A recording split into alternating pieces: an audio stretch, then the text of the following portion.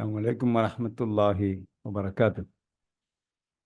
الحمد لله الذي أنزل آيات بينات وكتابا مبينا تبيانا وتفصيلا لكل شيء وهدى وبشرى للمؤمنين. اللهم صل وسلم وبارك على نبينا محمد وعلى آله وصحبه أجمعين. أهلا وسهلا ومرحبا بكم إلى لقائنا الجديد من لقاءات فهم القرآن على أيسر الطريق.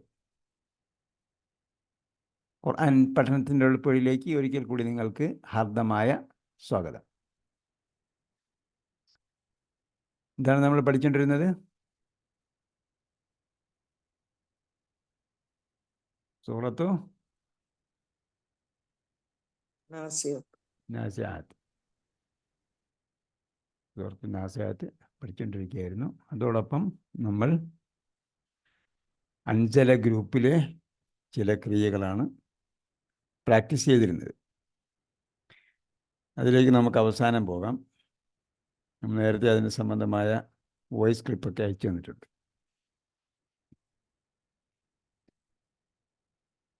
Okay,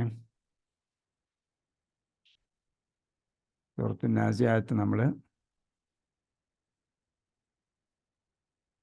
18 സൂക്തം വരെ പഠിച്ചു.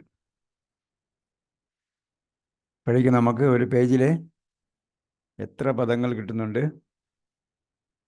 എന്താണ് നിങ്ങളൊക്കെ കമൻറ്റ് ചെയ്തിരിക്കുന്നത്? എത്ര ശതമാനം ഉണ്ടെന്നാ? എത്ര ശതമാനം വാക്കുകൾ കിട്ടുന്നുണ്ട്?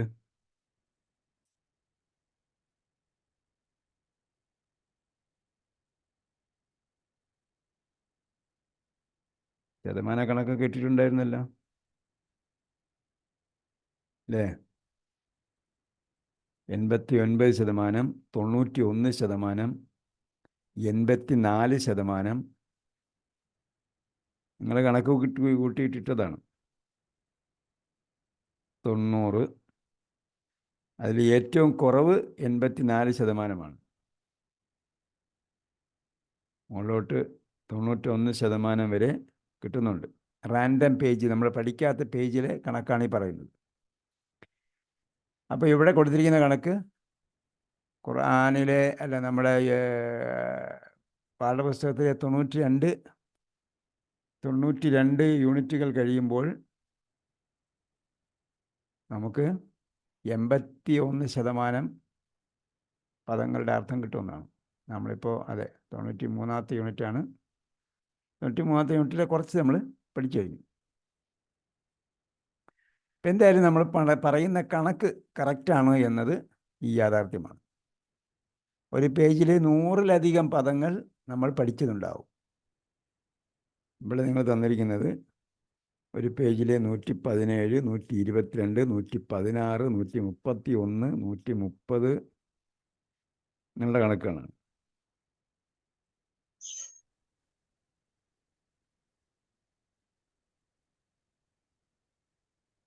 ഒരാൾ മാത്രമാണ് അതിൽ കുറഞ്ഞു വന്നിട്ടുള്ളത്. 92 അത്. ഏതായാലും ഏറ്റവും കുറഞ്ഞ 92 കിട്ടിയല്ലോ. അത് നമ്മൾ പഠിക്കാത്ത ഒരു പേജിലാണ്. എന്തായാലും ആ വായന നമ്മൾ തുടർന്നു കൊണ്ടേയിരിക്കുക. അങ്ങനെയാണ് ഇപ്പോൾ വായിക്കേണ്ടത്. കുറേ കൂടെ കഴിയുമ്പോഴേക്കും നമുക്ക് ആശയം മനസ്സിലാക്കി വായിക്കാൻ പറ്റും. أعوذ بالله من الشيطان الرجيم. بسم الله الرحمن الرحيم. فقل هل لك إلى أن تزكى وأهديك إلى ربك فتخشى فأراه الآية الكبرى فكذب وعصى ثم أدبر يسعى فحشر فنادى فقال أنا ربكم الأعلى فأخذه الله نكال الآخرة والأولى إن في ذلك لعبرة لمن يخشى أأنتم أشد خلقا أم السماء بناها رفع سمكها فسواها وأغطش ليلها وأخرج ضحاها ഇതാണ് നമുക്കിന്ന് നോക്കേണ്ടത്. ഇതിൽ ഫഖുൽ ഹല്ലക ഇല അൻ തസക്ക വരെയാണ് നമ്മൾ പറഞ്ഞു നിർത്തിയത്. വ അഹ്ദിയക ഇല റബ്ബിക ഫതഖ്ഷ ഫഅറാഹുൽ ആയത്തുൽ കുബ്ര. ഇതിൽ പുതിയ വാക്കുകൾ ഏതൊക്കെയാണെന്ന് നോക്കണം. ഫകസ്സബ വഅസ ثم അദ്ബറ യസ്അ.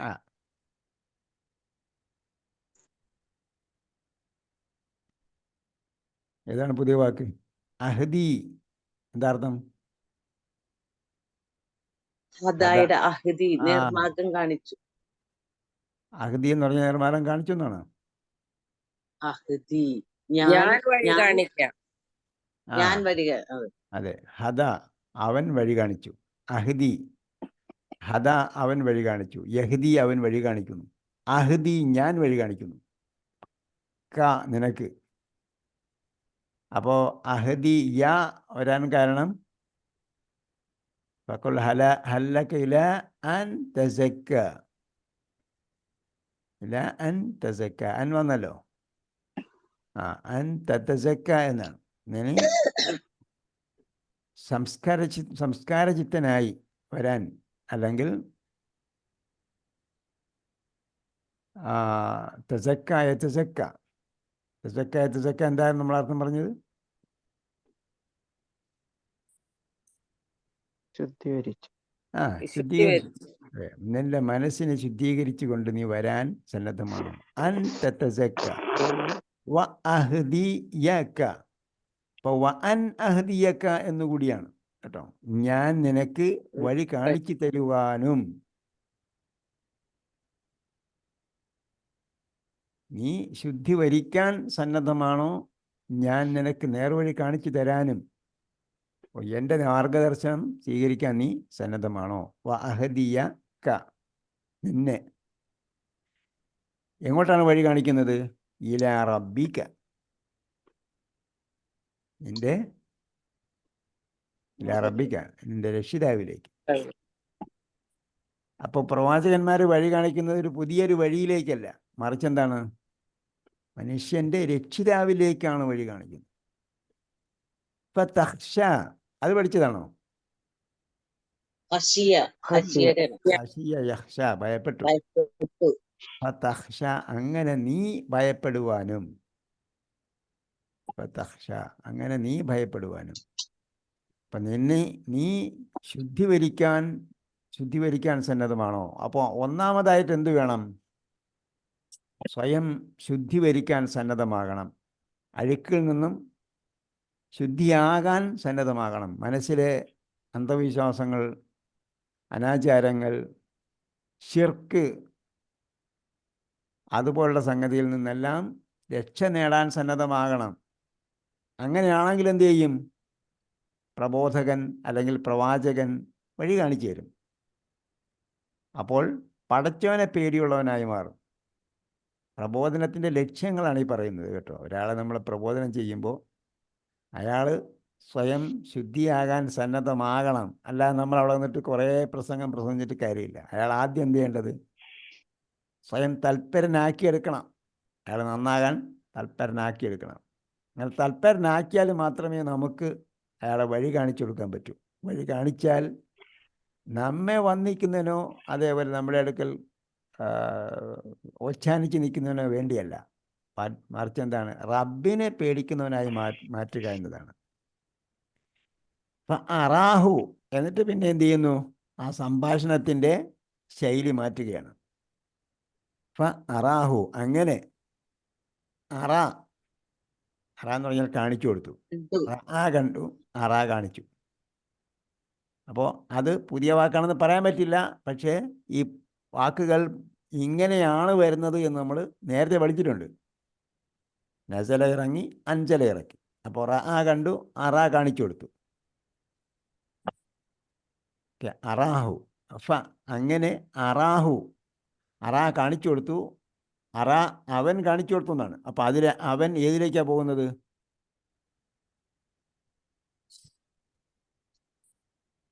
നേരത്തെ പറഞ്ഞ മൂസ അലൈഹി ഇസ്ലാമിലേക്കാണ് പോകുന്നത്. അതിൻ്റെ സംഭാഷണ ശൈലി മാറി.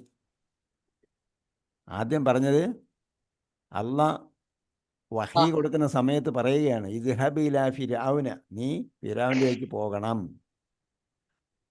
എന്നിട്ട് പറഞ്ഞു, ഇദ്ഹബ് ഇലാ ഫിർഔന ഇന്നഹു തഗാ, അവൻ ധിക്കാരിയായിരിക്കുകയാണ്. ഫഖുൽ ഹൽ ലക ഇലാ അൻ തസക്ക വഅഹ്ദിയക ഇലാ റബ്ബിക ഫതഖ്ശ.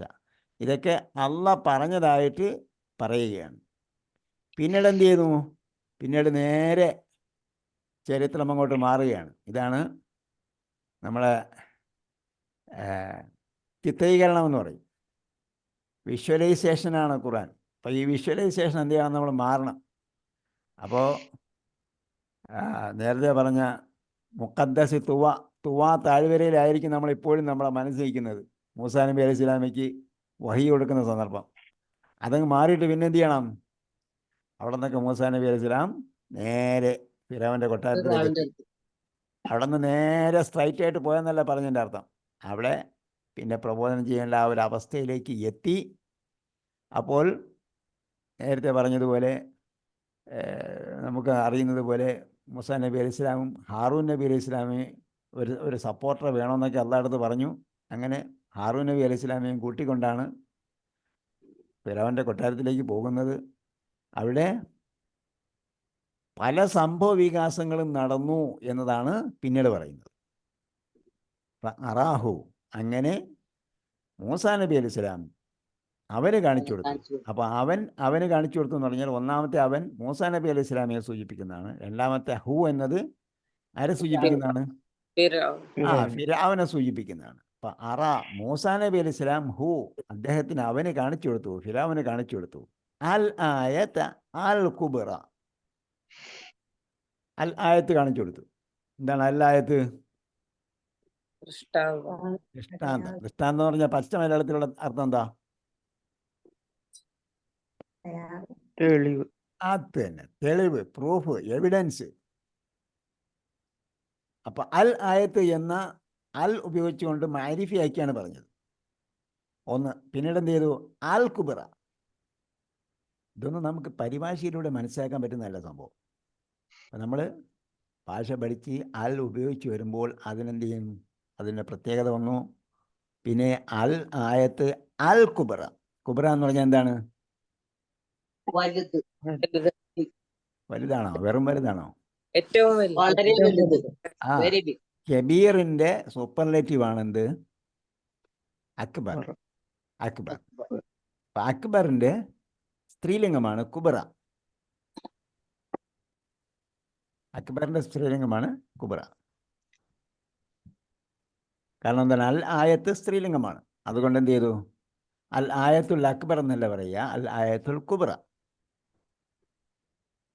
മഹത്തായ ദൃഷ്ടാന്തങ്ങൾ കാണിച്ചു കൊടുത്തു, ഏറ്റവും വലിയ തെളിവുകൾ കാണിച്ചു കൊടുത്തു, അല്ലെങ്കിൽ വലിയ വലിയ തെളിവുകൾ കാണിച്ചു കൊടുത്തു. നമുക്ക് അറിയാം ഫിറൗൻ എന്തെല്ലാം കാണിച്ചു കൊടുത്തു എന്നുള്ളത്. ഫിറൗന് ഒരുപാട് ദൃഷ്ടാന്തങ്ങൾ കാണിച്ചു കൊടുത്തു. ആദ്യം തന്നെ കൈയെടുത്ത് വെള്ളയാക്കി കാണിച്ചു കൊടുത്തു. പിന്നീട് എന്ത് ചെയ്തു? പാമ്പിനെ വടി താഴെയിട്ട് പാമ്പിനായി കൊടുത്തു. പിന്നീട് ഒരുപാട് ദൃഷ്ടാന്തങ്ങൾ കാണിച്ചു കൊടുത്തിട്ടുണ്ട്. ഓരോ പ്രാവശ്യവും ദൃഷ്ടാന്ത തെളിവുകൾ കാണിക്കുമ്പോൾ ഇനിയൊരു തെളിവ് കൊണ്ടുവന്നാൽ ഞാൻ വിശ്വസിക്കാമെന്ന് പറയും. അടുത്ത തെളിവ് കാണിച്ചു കൊടുക്കും. അപ്പോഴും അവൻ പഴയ അവസ്ഥയിൽ തന്നെ ആയിരിക്കും ഉണ്ടാവുക. അങ്ങനെ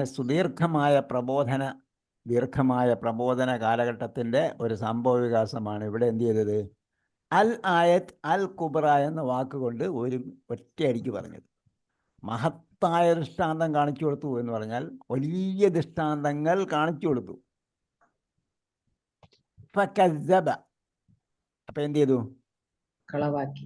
അപ്പൊ കുബ്ര എന്നത് നമ്മൾ നേരത്തെ കബീർ പഠിച്ചിട്ടുണ്ട്. അതിനെ നമ്മൾ എന്ത് ചെയ്യുന്നു? അക്ബർ പഠിച്ചിട്ടുണ്ട്. അതിൻ്റെ സ്ത്രീലിംഗമാണിതെന്ന് പറയുന്നതോടുകൂടി സംഭവം തീർന്നു. അപ്പൊ പുതുതായി എന്ന് പറയാനൊന്നുമില്ല. ഇതുവരെ വായിച്ചതിൽ പുതിയ വളക്കൊന്നുമില്ല.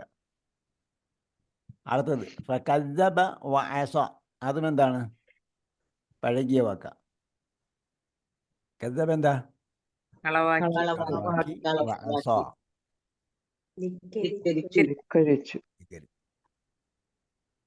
അപ്പോൾ മൂസാ നബി അലൈഹി സ്വലാം പറഞ്ഞതിന് കള്ളമാണ് എന്ന് ഫിറോൻ പറഞ്ഞു. എന്താ പറഞ്ഞതിൻ്റെ അർത്ഥം? അതൊക്കെ നമ്മൾ ഇത് സംക്ഷിപ്തമായി ഇവിടെ പറയുകയാണ്. ബാക്കി ചരിത്രങ്ങളൊക്കെ വേറെ വിശദമാക്കിയിട്ടുണ്ട്. വാഴ്ച അവ കളവാക്കുകയും ധിക്കരിക്കുകയും ചെയ്തു. സോമ്മ അത് പറയസ്. അപ്പം അശ ധിക്കരിച്ചു എന്ന സംഭവം നമ്മൾ പ്രത്യേകം മനസ്സിലാക്കേണ്ടതാണ്. പ്രവാചകന്മാർ വന്നിട്ട് ജനങ്ങളോട് പറയുക എന്താണ്? നിങ്ങൾ അള്ളാഹുവെ ഇബാദത്ത് ചെയ്യണം.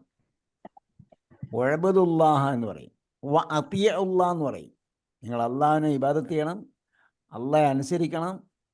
അത്തിയഉല്ലാഹ വ അത്തിയഉർ റസൂല എന്ന് പറയും. അള്ളാഹിൻ്റെ റസൂലിനെ നിങ്ങൾ അനുസരിക്കണം. അതായത് ഇപ്പം വന്ന് നിൽക്കുന്ന ഞാനാകുന്ന പ്രവാചകനെ നിങ്ങൾ അനുസരിക്കണം എന്ന് പറയുമ്പോഴാണ് എന്ത് ചെയ്യുന്നത്? അനുസരണത്തിന് പകരം ധിക്കാരം ഉണ്ടാകുന്നത്. അപ്പോൾ ഉഅ്ബുദുല്ലാഹ വഅത്തിയഉല്ലാഹ വഅത്തിയഉർ റസൂല എന്ന് പറഞ്ഞപ്പോൾ എന്ത് ചെയ്തു? അസ, അവൻ ധിക്കരിച്ചു.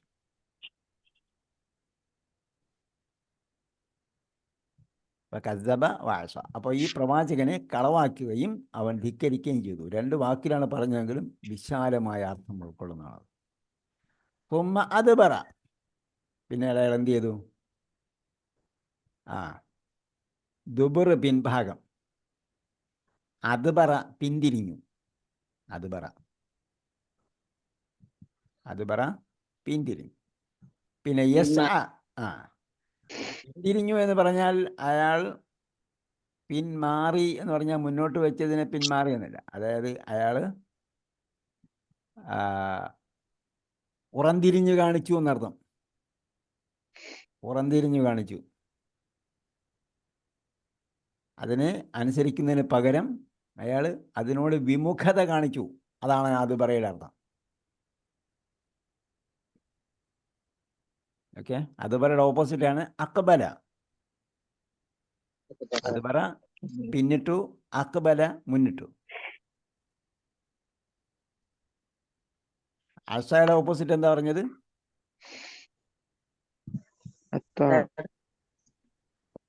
അത്താഴ. അപ്പം നമ്മൾ ഏതൊരു വാക്ക് പഠിക്കുമ്പോഴും അതിന് ഓപ്പോസിറ്റ് ആയിട്ടുള്ള പദം നമ്മൾ പഠിച്ചിട്ടുണ്ടോ എന്ന് നോക്കണം, അല്ലെങ്കിൽ കണ്ടെത്താൻ പറ്റുമെന്ന് നോക്കണം. അപ്പം ഇത് നമ്മളെ മറ്റു പഠനത്തെ സ്വാധീനിക്കും. എങ്ങനെ പഠിച്ചെങ്കിൽ മാത്രമേ അതിന് മറുഭാഗത്ത് എത്തുമ്പോൾ അത് അറിയാൻ പറ്റുള്ളൂ. എങ്ങനെയാണ് അയാൾ പിന്തിരിഞ്ഞത്? അത് നമ്മൾ പഠിച്ചായിരുന്നു. കഠിന പരിശ്രമം ചെയ്ത് പരിശ്രമിച്ചു.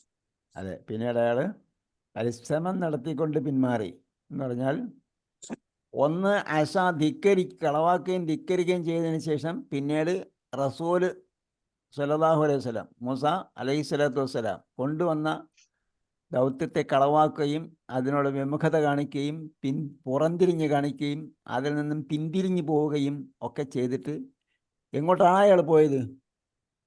അയാൾ പണിയെടുക്കാൻ പോയി. പണിയെടുക്കാൻ പോയി. എന്ത് പണി? റസൂലിന് പണിയെടുക്കാൻ പോയി. അദ്ദേഹത്തിൻ്റെ അടുക്കിലേക്ക് വന്ന മൂസ അലൈഹിസ്സലാമായ റസൂലിന് പണിയെടുക്കാൻ പോയി. അതാണ് പണിയെടുത്തു. പണിയെടുത്തുകൊണ്ടാണ് പോയത്. എന്നിട്ട് എന്താ പണിയെടുത്ത ആള്? ഹശറ പഠിച്ചായിരുന്നു നമ്മൾ.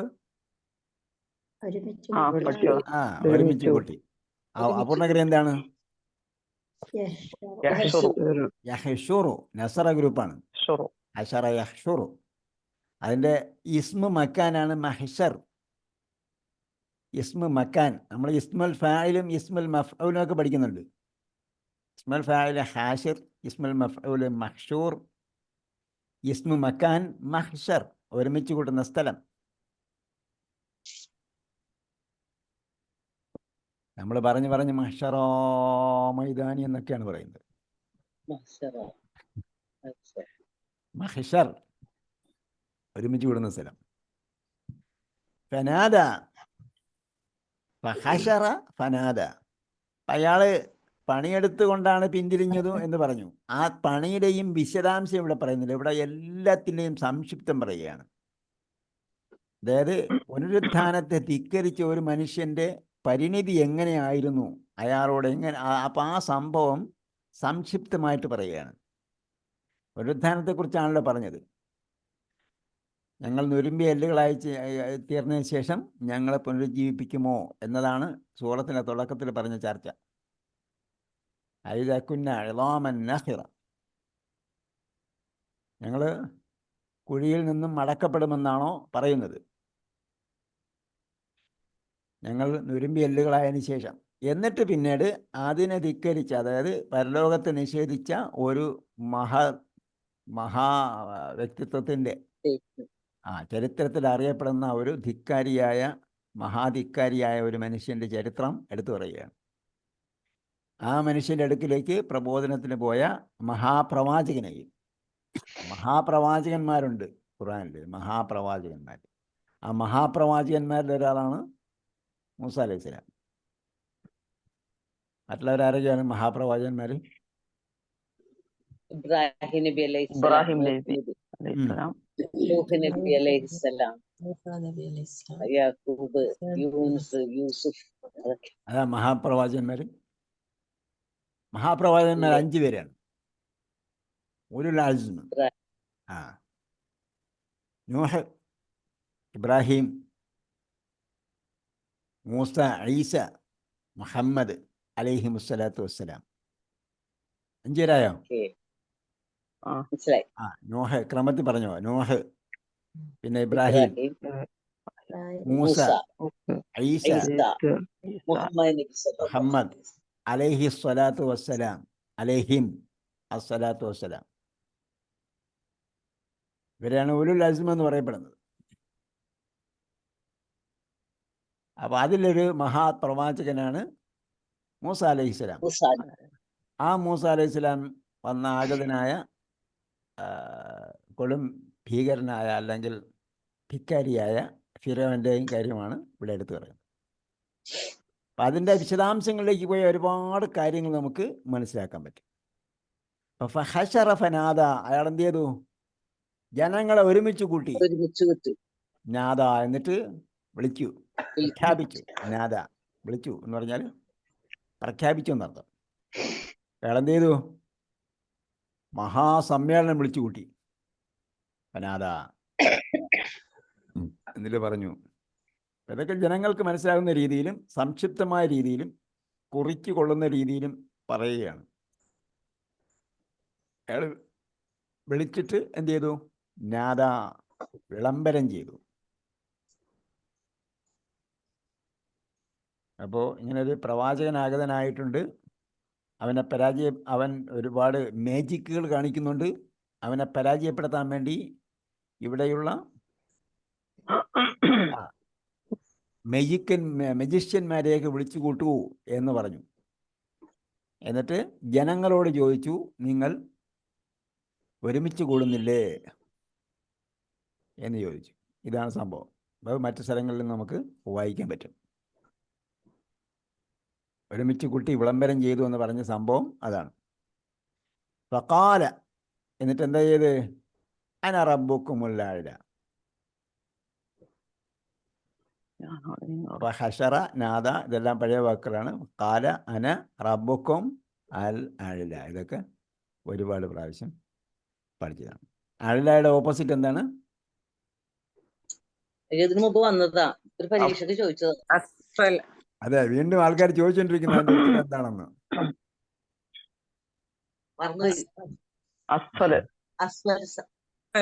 നിങ്ങൾ പരീക്ഷയ്ക്ക് ചോദ്യം വരുന്നത് നിങ്ങൾ പഠിക്കാൻ കൂടിയാണ്. അത് അന്നേരം അറിഞ്ഞുകൂടെങ്കിൽ അത് പഠിച്ചു വയ്ക്കുക. പറഞ്ഞ നാലാന്ന് പറഞ്ഞത് മറ്റേ വീട് പറഞ്ഞു. അഅ്ലയുടെ ഓപ്പോസിറ്റ് ആണ് അസ്ഫൽ.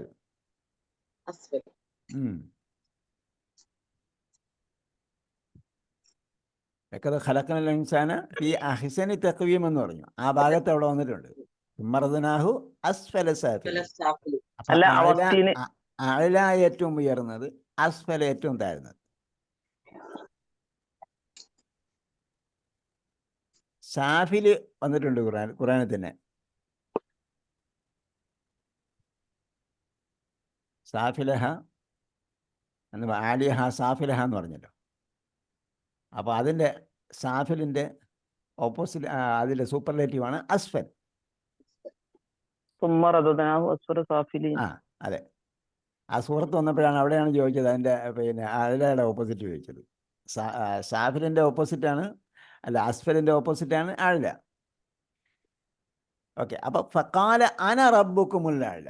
അപ്പം ഇതും അവിടെ വിളിച്ചു വരുത്തിയിട്ട് ആ സന്ദർഭത്തിൽ ചോദിച്ചൊരു സംഭവമല്ല, അല്ലെങ്കിൽ അത് മാത്രമല്ല. ആ സംഭവം ചരിത്രം വിവരിക്കുന്ന സ്ഥലത്തൊന്നും ഇത് അവിടെ ഞാനല്ലയോ ഞാനാണ് ഏറ്റവും വലിയവനെന്ന് പറഞ്ഞായിട്ട് പറയുന്നില്ല. അവിടെ മേജിക്കാർ വന്നതും മേജിക്കാർ മൂസാ നബി അലൈഹി ഇസ്ലാമിയോട് നീ എന്താണ് ഇടുന്നത്, നീ ഇടൂ എന്നൊക്കെ പറഞ്ഞു. മൂസാ നബി ഇസ്ലാം പറഞ്ഞു നിങ്ങളിട്ടോ എന്നൊക്കെ പറഞ്ഞു.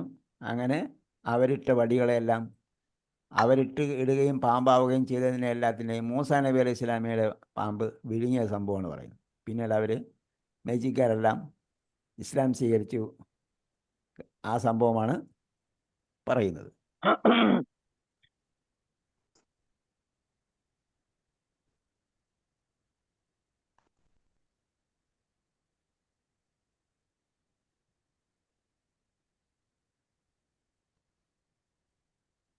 ഇവിടെ എന്ത് ചെയ്യുന്നു? ഇവിടെ പറയുന്നത് വേറൊരു പ്രസ്താവനയായിട്ടാണ് പറയുന്നത്. വഖാല അന റബ്ബുക്കുമുൽ അഅ്ല. അപ്പോൾ ഇത് മൊത്തത്തിൽ അവൻ ജനങ്ങളോട് പറഞ്ഞിരുന്ന സംഗതിയാണ് എടുത്തു പറയുന്നത്. എന്തായിരുന്നു അയാളുടെ ചിന്താഗതി? അന റബ്ബുക്കുമുൽ അഅ്ല, ഞാനാണ് റബ്ബുക്കും നിങ്ങളുടെ രക്ഷിതാവ് അൽ അഅ്ല, ഉന്നതനായ. ഇതായിരുന്നു അയാളുടെ ചിന്താഗതി. എന്നിട്ട് പറഞ്ഞത് ഹാദിഹുൽ അൻഹാർ തജ്രി മിൻ തഹ്തി, ഈ നദികളെല്ലാം എൻ്റെ കീഴിലല്ലേ ഓടിക്കൊണ്ടിരിക്കുന്നത് എന്നൊക്കെയുള്ള ഭൗതികമായ കാര്യങ്ങളാണ് പറഞ്ഞത്. ഈ ഭൗതികമായ കാര്യങ്ങൾക്ക് ഞാനാണ് മേൽനോട്ടം വഹിക്കുന്നത് എന്ന അർത്ഥത്തിലാണ് അയാൾ എന്ത് ചെയ്തത്? റബ്ബുക്കുമുൽ അഅ്ല എന്ന് പറഞ്ഞു, എൻ്റെ നിങ്ങളുടെ ഉന്നതനായ രക്ഷിതാവ് എന്ന് പറഞ്ഞു. അല്ലാതെ ഫിർഔന്റെ മുന്നിൽ സുജൂദ് ചെയ്തിരുന്നതായോ ഫിർഔന്റെ മുന്നിൽ ആരാധന അർപ്പിച്ചിരുന്നതായോ ചരിത്രത്തിൽ എവിടെയും പറയുന്നില്ല. ഫിർഔൻ പറയുന്ന റബ്ബ് എന്ന് പറയുന്നത് എന്താണ്? ഭൗതിക കാര്യങ്ങളിൽ അയാൾ എന്ത് ചെയ്തിരുന്നു? ജനങ്ങൾക്ക് കാര്യങ്ങൾ ചെയ്തു കൊടുത്തിരുന്നു. അപ്പോൾ ഞാനല്ലയോ നിങ്ങൾക്ക് ഭരണം നടത്തുന്നത്, നിങ്ങളുടെ രക്ഷകനായിട്ടുള്ളത്? ഞാനല്ലാതെ വേറെ ആരെങ്കിലും നിങ്ങൾക്ക് രക്ഷകനായിട്ടുണ്ടോ? ഈ രാജ്യം മുഴുവൻ നടന്നുകൊണ്ടിരിക്കുന്നത് എനിക്ക് കീഴിലല്ലയോ എന്നാണ് അയാൾ ചോദിച്ചത്. മറിച്ച് അവർ സൂര്യഭഗവാന് അല്ലെങ്കിൽ സൂര്യനെ ആരാധിച്ചിരുന്നവരായിരുന്നു എന്നാണ് പറയുന്നത്. എന്നിട്ട് അതിനെ പ്രോത്സാഹിപ്പിക്കാൻ വേണ്ടിയുള്ള പൂജാരി വർഗം വേറെ ഉണ്ടായിരുന്നതായും പറയുന്നു, പുരോഹിത വർഗം. അപ്പം പൂജാരിമാരും പുരോഹിതന്മാരും ഒക്കെ ചേർന്നിട്ട് ഫിർഔൻ വലിയ ആളാണ് എന്ന് വരുത്തി തീർക്കുകയും എന്നിട്ട് അവരുടേതായ രീതിയിൽ അവരുടെ ആരാധ്യ ദേവതകളെയൊക്കെ ഉണ്ടാക്കി വയ്ക്കുകയും അതിനെ ആരാധിക്കുകയുമാണ് ചെയ്തുകൊണ്ടിരുന്നത്. മറിച്ച് അന റബ്ബുക്കുമുൽ അഅ്ല എന്ന് പറയുന്നിടത്ത് ഫിർഔനെയാണ് ആരാധിച്ചിരുന്നത് എന്ന് പറയുന്നില്ല. എന്തായാലും അവൻ്റെ ഭാവം ഇതായിരുന്നു, ഞാനാണ് നിങ്ങളുടെ എല്ലാവരുടെയും രക്ഷിതാവ്.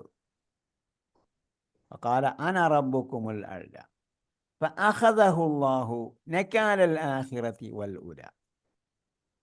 ഇത്രയും വായിച്ചതിൽ ഒരു വാക്കാണ് പുതിയതായിട്ട് ഇവിടെ വന്നേക്കുന്നത്,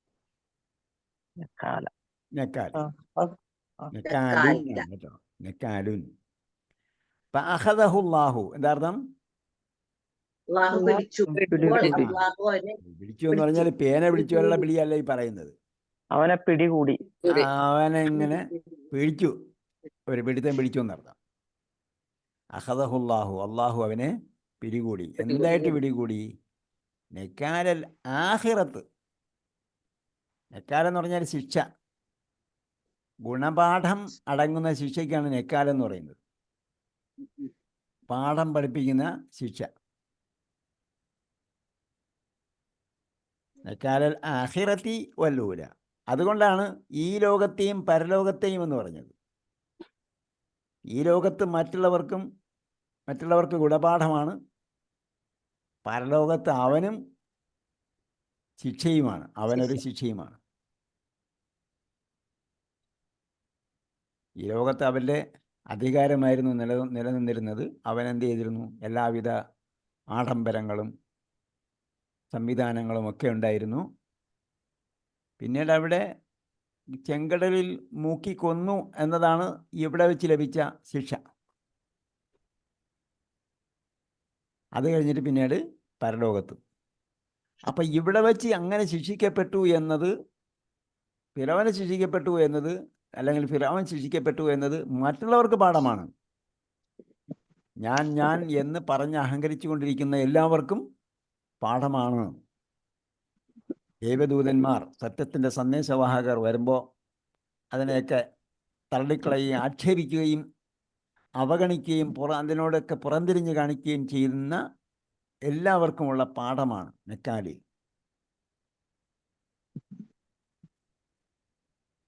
അഖദഹുല്ലാഹു നക്കാലൽ ആഖിറത്തി, പാഠമായ നിലയിൽ കേട്ടോ. നക്കാലൽ ആഖിറത്തി വൽ ഊല.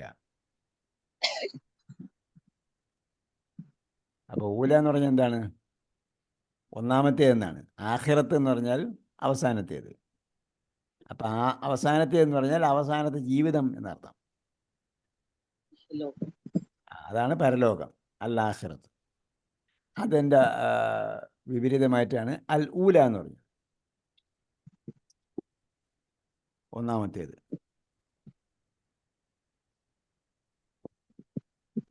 ആഖിറത്തിൻ്റെ പുല്ലിംഗം എന്തായിരിക്കും? ആഖിറത്തിൻ്റെ പുല്ലിംഗം ആഹിറുൻ. ആഹറല്ല, ആഹിറുൻ. ഖുർആനിൽ വായിച്ചില്ലേ ആഹിറുൻ എന്നൊരു വാക്ക്? ഉണ്ടോ? ഒരു സൂറത്ത് തുടങ്ങുന്നത് തന്നെ ഹുവൽ അവ്വലു വൽ ആഖിറു വല്ലാഹിറു വൽ ബാത്തിനു എന്നാണ്. അപ്പോൾ അവ്വൽ, ആഹിർ അവസാനത്തേത്. ഇവിടെ ഹയാത്തുൽ ആഖിറത്ത് എന്ന അണ്ടർസ്റ്റുഡായ സംഭവം കൂടെ ഉണ്ട്. അതിനെ ഉദ്ദേശിച്ചിട്ടാണ് അൽ ആഖിറത്ത് എന്ന് പറയുന്നത്, ഹയാത്തുൽ ആഖിറത്ത്. അതുകൊണ്ടാണ് ഹയാത്തു ദുന്യ എന്ന് പറയുന്നത്. ഹയാത്തു ദുന്യ അടുത്ത ജീവിതം, ഹയാത്തുൽ ആഖിറത്ത് അവസാനത്തെ ജീവിതം.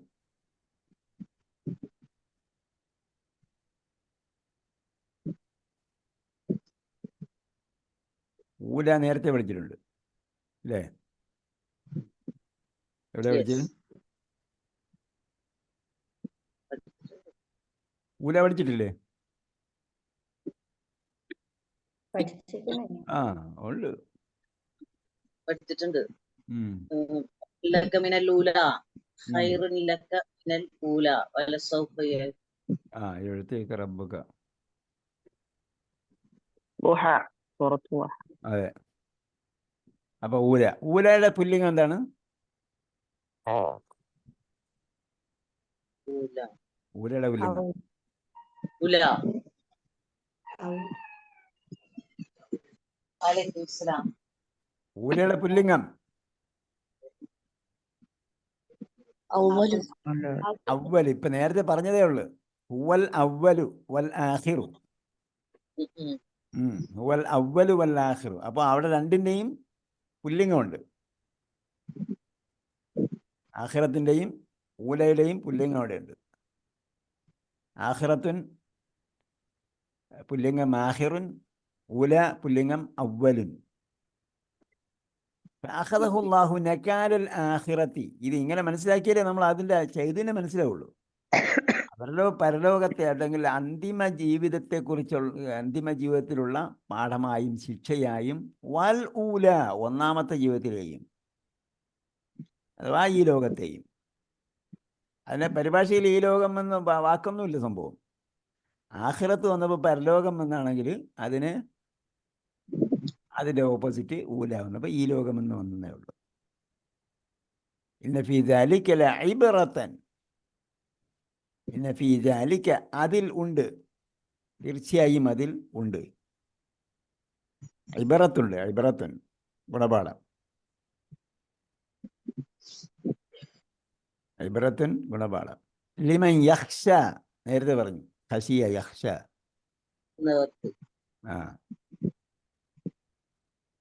അഹ്ദിയക ഇലാ റബ്ബിക ഫതഖ്ശ എന്ന് പറഞ്ഞു. നിന്നെ എൻ്റെ റബ്ബിലേക്ക് ഞാൻ നേർവഴി കാണിക്കാം. ഫതഖ്ഷ, അപ്പോൾ നീ ഭയപ്പെടുന്നവനാകും. ഇപ്പം മനുഷ്യൻ എപ്പോഴും ഒരാളെ ഭയപ്പെട്ടുകൊണ്ട് ജീവിക്കണം. രക്ഷിതാവിനെ, തങ്ങളുടെ സൃഷ്ടാവിനെ ഭയപ്പെട്ടുകൊണ്ട് ജീവിക്കണം. അങ്ങനെ ഭയപ്പെടുന്നവർക്ക് ഗുണപാഠം ഉണ്ട്. ഏതില്? ഫിർഔന്റെ സംഭവത്തിൽ.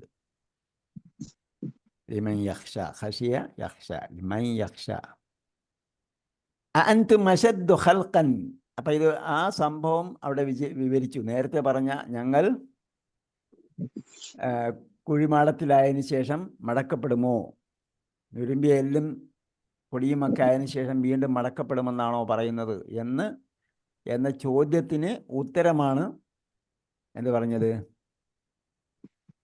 ഹല്ലത്താക്ക ഹദീസ് മൂസ എന്ന് പറഞ്ഞത്. മൂസാ നബി അലൈഹി സ്വലാമയുടെ സംഭവം നിനക്ക് എത്തിയിട്ടുണ്ടോ എന്ന് പറഞ്ഞ് മൂസാ നബി അലൈഹി സ്വലാമയുടെ മുഖ്യ പ്രതിയോഗിയായ ഫിർഔന്റെ സംഭവങ്ങളൊക്കെ പറഞ്ഞതിന് ശേഷം പറഞ്ഞു, അവനെ പിടികൂടിയല്ലോ, അവനെ പിടികൂടി, ഈ ലോകത്തും പരലോകത്തെയുള്ള ഗുണപാഠമായി പിടികൂടി.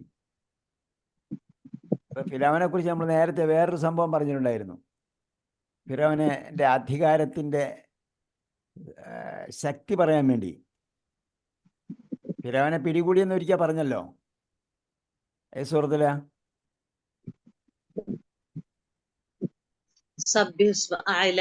അല്ല,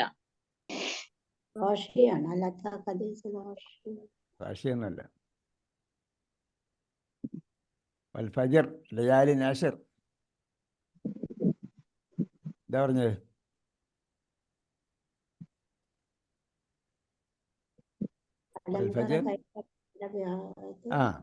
അലം തറ കൈഫ ഫഅല റബ്ബുക ബിആദിൻ ഇറമ ذاتൽ ഇമാദ്. الذين അതിനുമുമ്പ് ഫിർഔന ദിൽ ഔതാദ്. അപ്പോൾ കൂടാര കുറ്റികളുള്ള, എവിടെ ചെന്നാലും ടെൻ്റടിച്ച് സൈന്യത്തെ സജ്ജീകരിച്ചിരുന്ന, എവിടെ നോക്കിയാലും ഫിർഔന്റെ സൈനിക താവളങ്ങൾ ഉണ്ടാകും. അങ്ങനെയുള്ള ഫിർഔനെ പിടികൂടിയില്ലേ എന്ന് പറഞ്ഞു. അപ്പം അവിടെ ഉദ്ദേശിച്ചത് അത്രയും സ്ട്രെങ്ത് ഉള്ള, ശക്തിയുള്ള ജഗജില്ലന്മാരെയൊക്കെ പിടികൂടിയിട്ടുണ്ട് എന്നാ പറഞ്ഞു. ഇവിടെ പറഞ്ഞെന്താ? പ്രബോധനത്തോട് വിമുഖത കാണിച്ച ഒരു വിഭാഗം ഉണ്ടായിരുന്നു, ഒരു ശക്തനുണ്ടായിരുന്നു, അവനെ പിടികൂടിയില്ലേ?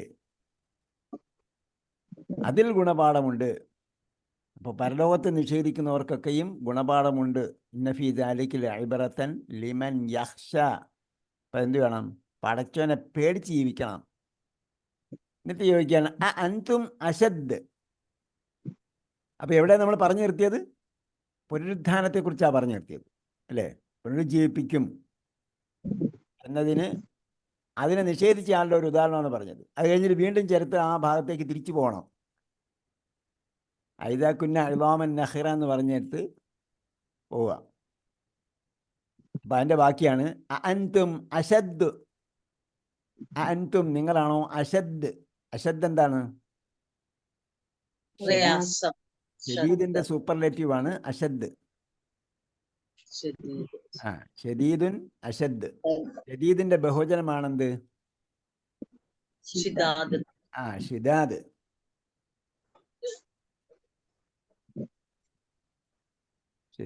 ഷിദാദ്.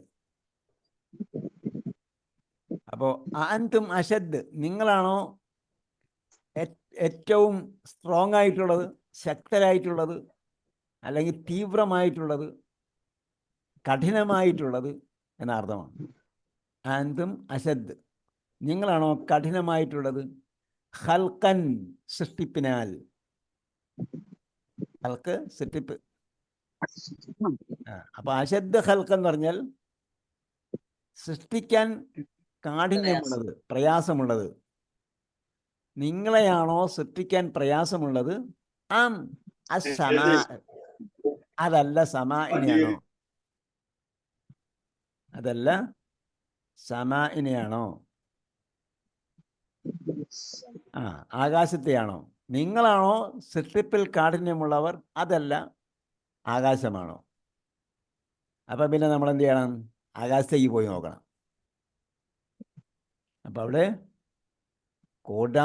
കോടിക്കണക്കിന് എണ്ണി തീർക്കാൻ പറ്റാത്ത, എണ്ണി തീർത്തിട്ടില്ലാത്ത അത്രയും നക്ഷത്രങ്ങൾ, ബിഗൈരി അമദിൻ തറൗനഹ, നമുക്ക് കാണാൻ പറ്റുന്ന ഒരൊറ്റ തൂണുകളും അവിടെ ഇല്ല. അനവധി ഗ്രഹങ്ങൾ, ഓരോ നക്ഷത്രങ്ങളും ആ നക്ഷത്രങ്ങളെ ചുറ്റിക്കൊണ്ടിരിക്കുന്ന ഗ്രഹങ്ങളും ആ ഗ്രഹങ്ങളെ ചുറ്റിക്കൊണ്ടിരിക്കുന്ന ഉപഗ്രഹങ്ങളും. അപ്പോൾ സൂര്യനെ എടുത്ത് നോക്കുക, സൂര്യനെ ചുറ്റിക്കൊണ്ടിരിക്കുന്ന ഗ്രഹങ്ങളുണ്ട്. സൂര്യനൊരു നക്ഷത്രമാണല്ലോ. സൂര്യനെ ചുറ്റിക്കൊണ്ടിരിക്കുന്ന കുറേ ഗ്രഹങ്ങളുണ്ട്.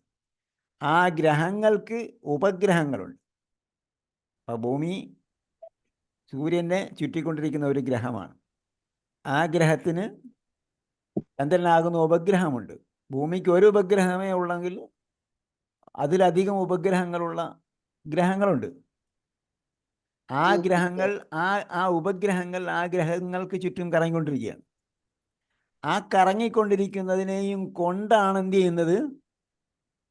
അത് ആ ഗ്രഹം നക്ഷത്രത്തിൻ്റെ ചുറ്റും സഞ്ചരിച്ചുകൊണ്ടിരിക്കുന്നത്. ഇപ്പോൾ ഭൂമിക്ക് ചുറ്റും ചന്ദ്രൻ കറങ്ങിക്കൊണ്ടിരിക്കുകയാണ്. ചന്ദ്രൻ കറങ്ങിക്കൊണ്ടിരിക്കുന്ന സമയത്ത് ഭൂമി മാത്രം അങ്ങ് പോയാലോ? ചന്ദ്രൻ വേറെ പോവില്ലേ? ചിന്തിച്ചിട്ടുണ്ടോ നമ്മളെപ്പോഴെങ്കിലും? ഭൂമി മാത്രമല്ല പോകുന്നത്. ഭൂമിക്ക് ചുറ്റും ചന്ദ്രൻ ദ്രുതഗതിയിൽ സഞ്ചരിച്ചുകൊണ്ടിരിക്കുന്നു. ഭൂമി സ്വയം കറങ്ങിക്കൊണ്ടിരിക്കുന്നു. എന്നിട്ട് അത് ചന്ദ്രന് ചുറ്റും കറങ്ങിക്കൊണ്ടിരിക്കുന്നു. ആ ചന്ദ്രന് ചുറ്റും കറങ്ങുമ്പോഴും തൻ്റെ കുഞ്ഞായ സൂര്യന് ചുറ്റും ഭൂമി കറങ്ങുമ്പോഴും തൻ്റെ കുഞ്ഞായ ചന്ദ്രനെ അതിൻ്റെ ചുറ്റും കറക്കിക്കൊണ്ടിരിക്കുക, അല്ലെങ്കിൽ ചന്ദ്രൻ അതിന് ചുറ്റും കറങ്ങിക്കൊണ്ടിരിക്കുക. ഇതൊരു ചെറിയ ഉദാഹരണമാണെങ്കിൽ കോടിക്കണക്കിന് നക്ഷത്രങ്ങളും ആ നക്ഷത്രങ്ങൾക്കൊക്കെയും ഗ്രഹങ്ങളും ഉപഗ്രഹങ്ങളും ഒക്കെ ഉണ്ട്. അപ്പോൾ അതുപോലെ ഒരുപാട് സംവിധാനങ്ങൾ ഉണ്ട്. നിങ്ങൾക്കറിയുന്നതും അറിയാത്തതുമായ ഒരുപാട് സംഭവങ്ങൾ ഉണ്ട് ആകാശത്ത്. അതിനെ സൃഷ്ടിക്കുന്നതാണോ കഠിനകരം, പ്രയാസകരം? അതല്ല നിങ്ങളെപ്പോലുള്ള ഒരു മനുഷ്യനെ സൃഷ്ടിക്കുന്നതാണോ? എന്നിട്ട് അതൊരു സ്ട്രോങ് ചോദ്യം ചോദിച്ച് വെക്കുകയാണ് അവിടെ ജിബ്രീൽ അലൈഹിസ്സലാം വഹി കൊടുക്കുന്ന സന്ദർഭത്തിലും അവിടെ സ്റ്റോപ്പ് ചെയ്തിട്ടുണ്ടെന്നാണ് പറയുന്നത്. വഖഫ് ജിബ്രീൽ എന്നാണ് ഈ വഖഫിനെ അറിയപ്പെടുന്നത്. ജിബ്രീൽ അലൈഹിസ്സലാം നബി സല്ലല്ലാഹു അലൈഹി വസല്ലമയ്ക്ക് വഹി കൊടുത്തപ്പോഴും അവിടെ എന്ത് ചെയ്തിട്ടുണ്ട്? സ്റ്റോപ്പ് ചെയ്തിട്ടുണ്ട്. ബാക്കി പല സ്ഥലങ്ങളും പണ്ഡിതന്മാർ ആശയം പൂർത്തീകരിക്കുന്നു എന്ന അർത്ഥത്തിലാണ് അവിടെ വഖഫിൻ്റെ അടയാളം കൊടുക്കുന്നത്. അങ്ങനെ ആശയം പൂർത്തീകരിക്കുന്നു, അവിടെ മുറിച്ച് പാരായണം ചെയ്താൽ അങ്ങോട്ടോ ഇങ്ങോട്ടോ ഒക്കെ മാറിയാൽ ആശയങ്ങളിൽ വ്യത്യാസം വരും. ഇപ്പോൾ ഈ ഇവിടെ നിന്ന് മുറിച്ചിട്ട് അങ്ങോട്ട് ചേർക്കുകയും അപ്പുറത്തുനിന്ന് മുറിച്ചിട്ട് ഇങ്ങോട്ട് ചേർക്കുകയൊക്കെ ചെയ്താൽ ആശയങ്ങൾക്ക് വ്യത്യാസം വരും. അതുകൊണ്ടാണ് ആശയം പൂർത്തിയാകുന്ന സ്ഥലങ്ങളിൽ വഖഫ് കൊടുത്തിരിക്കുന്നത്. ഇവിടെയോ? ഇവിടെ ജിബ്രീൽ അലൈഹി ഇസ്ലാമും വഖഫ് ചെയ്തിട്ടുണ്ട്. അപ്പോൾ അതൊരു സ്ട്രോങ് ചോദ്യം ചോദിക്കുകയാണ്. അഅൻതും അശദ്ദു ഖൽഖൻ അമിസ് സമാ, നിങ്ങളാണോ സൃഷ്ടിപ്പിൽ തീവ്രതയുള്ള പ്രയാസമുള്ളത്, കാഠിന്യമേറിയത്? അതല്ല ഈ മഹാപ്രപഞ്ചത്തിലെ ഭാഗമായ ആകാശമാണോ? പ്രപഞ്ചം എന്ന് പറയുമ്പോൾ അതിൽ പ്രപഞ്ചം മുഴുവൻ ഉൾക്കൊണ്ടു, ഭൂമി അടക്കം അതിൽ ഉൾക്കൊണ്ടു. ബനാഹ, അവൻ അതിനെ സൃഷ്ടിച്ചുവല്ലോ, നിർമ്മിച്ചു. ബന നമ്മൾ പഠിച്ചല്ലോ. ബനയുടെ അപൂർണക്രിയ എന്താ? യബിനി. അതിന്റെ കൽപ്പന എന്തായിരിക്കും? ഇബിനി എന്ന വാക്ക് ഖുർആനിൽ എവിടെയെങ്കിലും കണ്ടിട്ടുണ്ടോ?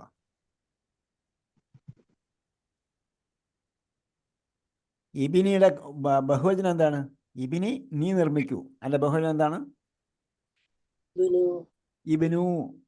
കണ്ടിട്ടുണ്ടോ ഖുർആനിൽ രണ്ടും? യാ ഹാമാൻ ഇബ്നി ലീ സർഹൻ, വായിച്ചിട്ടുണ്ടോ? അത് വായിച്ചിട്ടുണ്ടാവും. അല്ലയോ ഹാമാനെ, ഫിറഔൻ പറഞ്ഞു, അല്ലയോ ഹാമാനെ, ഇബ്നി ലീ, നീ എനിക്ക് വേണ്ടി നിർമ്മിക്കൂ. സർഹൻ, ഒരു കൊത്തളം, ഒരു ഉയർന്ന കൊട്ടാരം അല്ലെങ്കിൽ ടവർ അതേപോലെ ഇബ്രാഹിം നബി അലൈഹി സ്വലാമയ്ക്ക് വേണ്ടി തീക്കുണ്ടാരം ഉണ്ടാക്കാൻ പറഞ്ഞ സമയത്ത് എന്താ പറഞ്ഞത്? ഖാലിബ്നൂ ലഹു ബുനിയാനൻ. അല്ലേ? അത് വായിച്ചിട്ടുണ്ടോ? ഖുർആൻ ഇങ്ങനെ വായിച്ചാൽ ഭയങ്കര രസമാണ്, വളരെ വളരെ ഇൻട്രസ്റ്റിംഗ് ആ സംഭവം. നമ്മൾ പഠിക്കുന്ന പാഠങ്ങളും പഠിക്കുന്ന പഠന രീതിയും ഖുർആനിൽ വന്നിരിക്കുന്ന കാര്യങ്ങളും, അങ്ങനെ ഒരു ഭാഷാപരമായ വായന വായിച്ചാൽ തന്നെ ഭയങ്കരമാണ് സംഭവം. അതൊക്കെ ഉണ്ട് കേട്ടോ. ഇബിനു ബന ഹ, അവൻ അതിനെ നിർമ്മിച്ചു എന്നാണ്. അന്തും അശദ്ദു ഖൽഖൻ മിനസ് സമാ, നിങ്ങളാണോ സെറ്റപ്പിൽ കാഠിന്യമുള്ളവൻ, പ്രയാസമുള്ളത്? അതല്ല, ആകാശമാണോ? ബനാഹ. അപ്പം എന്ത് ചെയ്യണം? നിങ്ങൾ പാരായണം ചെയ്യുന്ന സമയത്തൊക്കെ എന്ത് ചെയ്യണം? ശ്രദ്ധിച്ച് പാരായണം ചെയ്യണം. അന്തും അശദ്ദു, നമ്മൾ സാധാരണ ഇങ്ങനെ പാരായണം ചെയ്ത് പോകുമ്പോഴത്തേക്ക് ഈണത്തിൻ്റെ മൂക്ക് കൊണ്ടുള്ള അല്ലെങ്കിൽ തെരിമൂക്കിലൂടെയുള്ള എന്തോ ഒരു ഭയങ്കര ശബ്ദമാണ് നമ്മൾ പുറപ്പെടുവിക്കുന്നത്. അതിനുമപ്പുറം കേൾവിക്കാരൻ്റെ മനസ്സിനെ പിടിച്ചു നിർത്തുന്ന, ഹഠാത് ആകർഷിക്കുന്ന ഒരുപാട് ചോദ്യങ്ങൾ ഖുർആനിലുണ്ട്.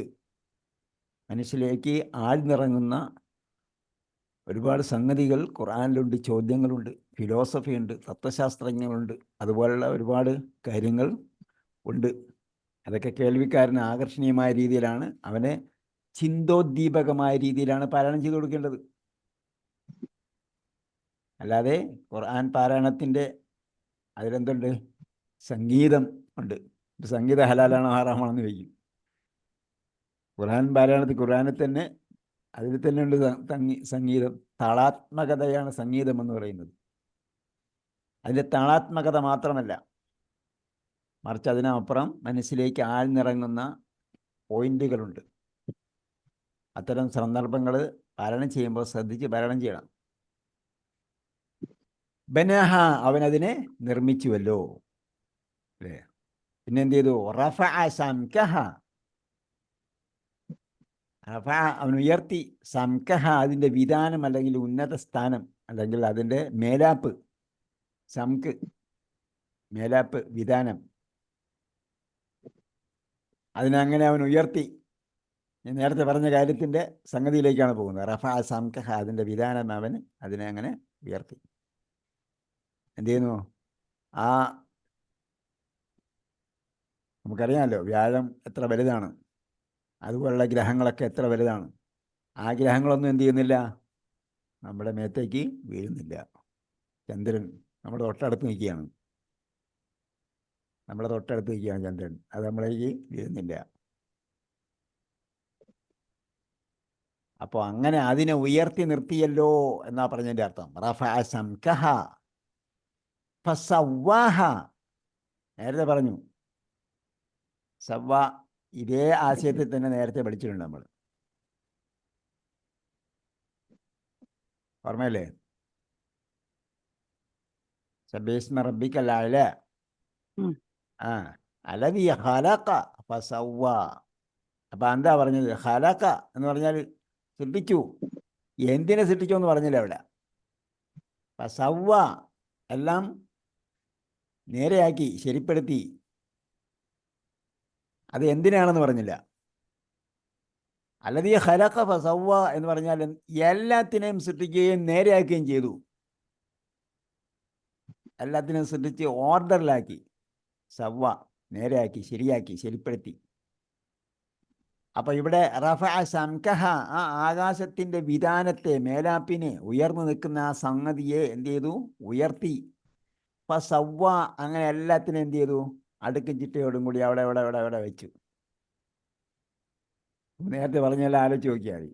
സൂര്യൻ, ചന്ദ്രൻ, നക്ഷത്രങ്ങൾ, ആ നക്ഷത്രങ്ങൾക്ക് കീഴിലുള്ള ഗ്രഹങ്ങൾ, ഉപഗ്രഹങ്ങൾ, അതുപോലുള്ള സംഗതികളെല്ലാം എന്ത് ചെയ്തു? പ്രോപ്പറായിട്ട് അവിടെ വെച്ചു. അതിനെല്ലാം എന്ത് ചെയ്തു? ഷംസ് തജ്രീ ലിമുസ്തഖറിൻ ലഹാ ദാലിക തഖ്ദീറുൽ അസീസുൽ അലീം. ഷംസിനെ സൃഷ്ടിച്ചു വെച്ചിട്ട് അത് അതിൻ്റെ ലക്ഷ്യസ്ഥാനത്തേക്ക് ദ്രുതഗതിയിൽ സഞ്ചരിച്ചു കൊണ്ടിരിക്കുന്നു എന്നാണ് പറഞ്ഞത്.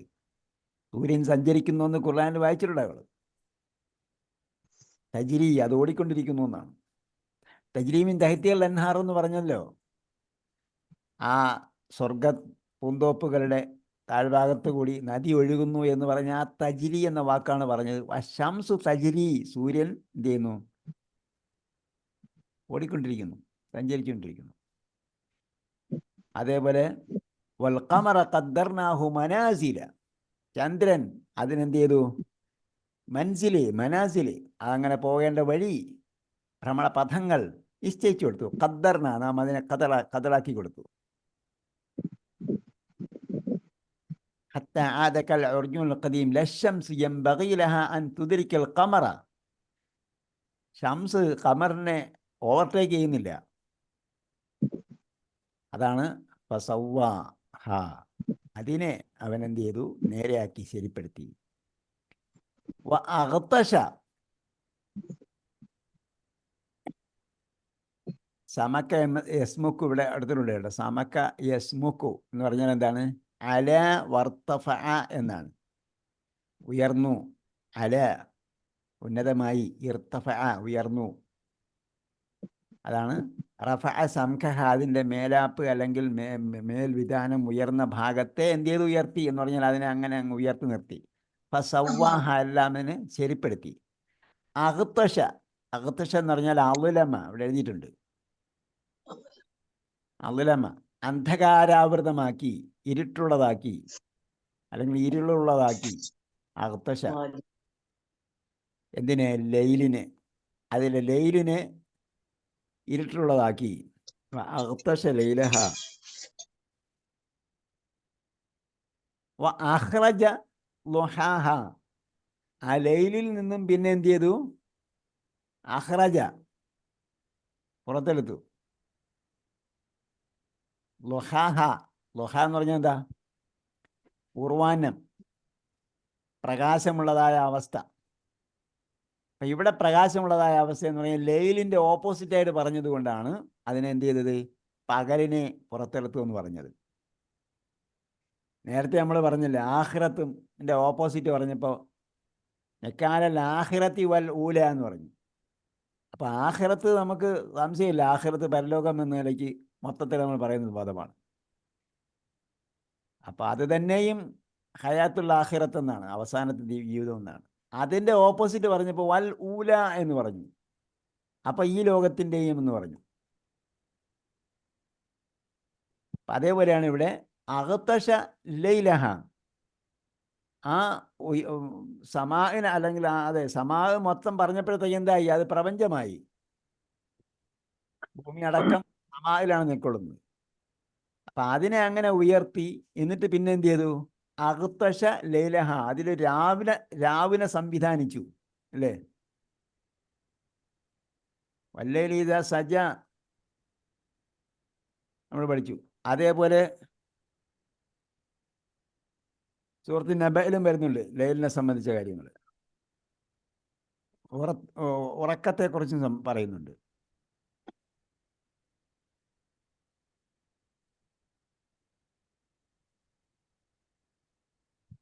അപ്പോൾ അഗ്തശ ലൈലഹ, അതിനെന്ത് ചെയ്തു?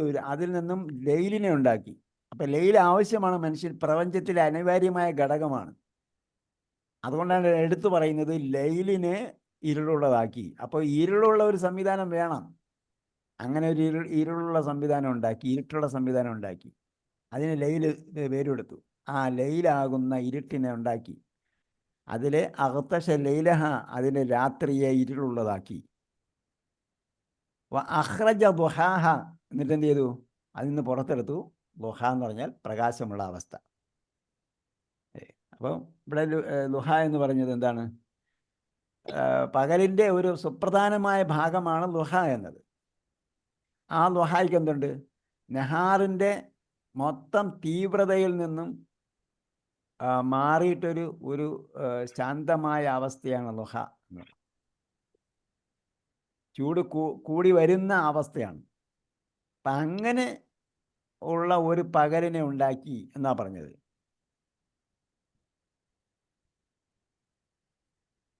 നിങ്ങൾക്ക് അധ്വാനിക്കാനും അതേപോലെ കാര്യങ്ങൾക്ക് കൈകാര്യം ചെയ്യാനും സൗകര്യപ്രദമായ രീതിയിൽ ജീവിതായോധന മാർഗമായിക്കൊണ്ടും ഒക്കെ എന്ത് ചെയ്തു? പകലിനെ സംവിധാനിച്ചു. അപ്പം ഇതിനെല്ലാം സംവിധാനിക്കുന്നതാണോ പ്രയാസകരം, അല്ല മനുഷ്യനാകുന്ന നിന്നെ സൃഷ്ടിക്കുന്നതാണോ പ്രയാസകരം എന്നാണ് ചോദിച്ചതിൻ്റെ അർത്ഥം. ലിബാസ എന്നല്ലേ പറഞ്ഞിട്ടില്ല സാർ? അപ്പം അവിടെ വേറൊരു സംഭവമായിട്ടാണ് പറഞ്ഞത്. ഒരു സിത്താറ് വേണം, മറ വേണം. ആ മറയുള്ളതാക്കി രാത്രിയെ. ഓരോ സ്ഥലത്തും പറഞ്ഞിരിക്കുന്ന ഓരോ ലക്ഷ്യത്തിലാണ്. ആ രീതിയിൽ നമ്മൾ ചിന്തിക്കണം. ഇവിടെ മൊത്തം സംവിധാനത്തെ ക്രമീകരിച്ച കൂട്ടത്തിൽ എന്ത് ചെയ്തു? രാത്രിയെക്കുറിച്ച് പറഞ്ഞു. രാത്രി ഇരുളുള്ളതാണ്, പകല് പ്രകാശപൂർണ്ണമാണ്. അപ്പോൾ അതിൽ ഇരുളുള്ള ഒരു ഭാഗത്തെ ഉണ്ടാക്കി, പ്രകാശമുള്ള വേറൊരു ഭാഗത്തെയും ഉണ്ടാക്കി. ഇതാണോ പ്രയാസകരം? അതല്ല നിങ്ങളെപ്പോലുള്ളവരെ സൃഷ്ടിക്കുന്നതാണോ പ്രയാസകരം? ഈ പറഞ്ഞതിൻ്റെ അർത്ഥം പ്രപഞ്ചമഖിലവും അവൻ സംവിധാനിച്ചുവല്ലോ, പിന്നെ അതിലൊരു ചെറിയൊരു കീടമാണ്, കൃമിയാണ് മനുഷ്യൻ എന്ന് പറയും. അതിനെ സൃഷ്ടിക്കുന്നതാണോ പ്രയാസകരം എന്നാണ് ചോദിച്ചതിന് സാരം. ഓക്കെ. ഇതിൽ നെക്കാലും പിന്നെന്താണ് സംക്കുമാണ് പുതിയ പദങ്ങൾ അല്ലേ? അതെ.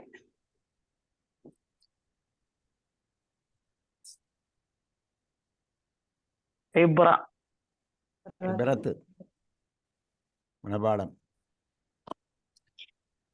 ഓക്കെ. ഇപ്പൊ 3 വാക്കായി. അത് പറയോ? അത് പറ പിന്തിരിഞ്ഞു.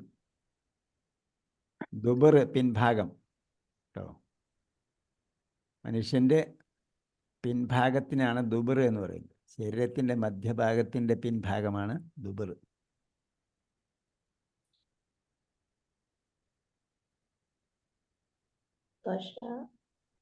എന്താണ്?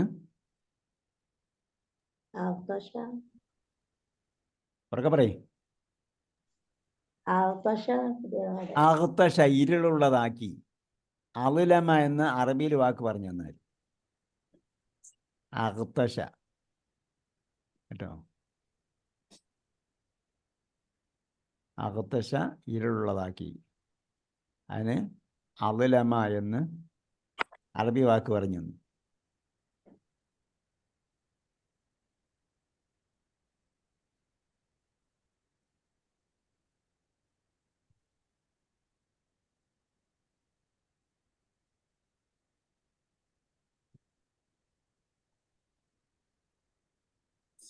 അപ്പോൾ അന്തും അശദ്ദു ഖൽഖൻ മിനസ് സമാ ബനാഹ റഫഅ സംകഹ. സംക് വിതാനം, മേൽഭാഗം കേട്ടോ. സംക് വിതാനം അല്ലെങ്കിൽ മേൽഭാഗം.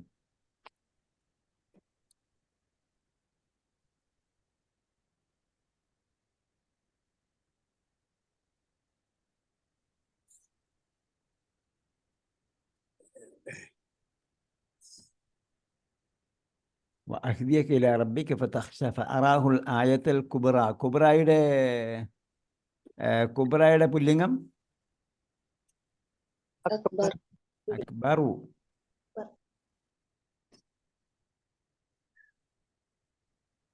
ആസായുടെ അപൂർണക്രിയ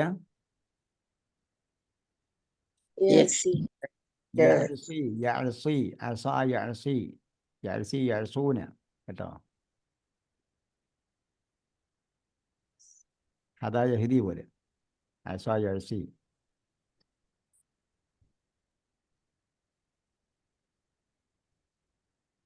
അപ്പോൾ ഇവിടെ കസബഅസ സുമ്മ അദ്ബറ ഒരു വാക്ക് അദ്ബറ. അത് കഴിഞ്ഞിട്ട് അദ്ബറയുടെ ഓപ്പോസിറ്റ് എന്താ പറഞ്ഞത്?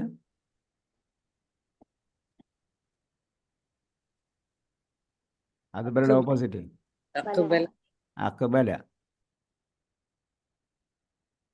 ഹശറ ഫനാദ ഫഖാല അന റബ്ബുക്കും അൽ-അഅല ഫഅഖദഹു അല്ലാഹു. നക്കാല്. നക്കാൽ എന്താണ്?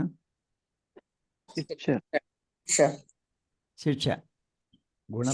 പാഠം ഉൾക്കൊള്ളുന്ന ശിക്ഷ. നക്കാല്. ആഖിറതി വൽ ഊല ഇന്ന ഫീ ദാലിക ഇബറത്തുൻ. മൂന്നാമത്തെ വാക്ക് ഇബറത്തുൻ. ഗുണപാഠം ഗുണപാഠം. അൻതും അശദ്ദു ഖൽഖൻ മിസ് സമാഇ ബനാഹ റഫഅ സംകഹ. സംക എന്താണ്?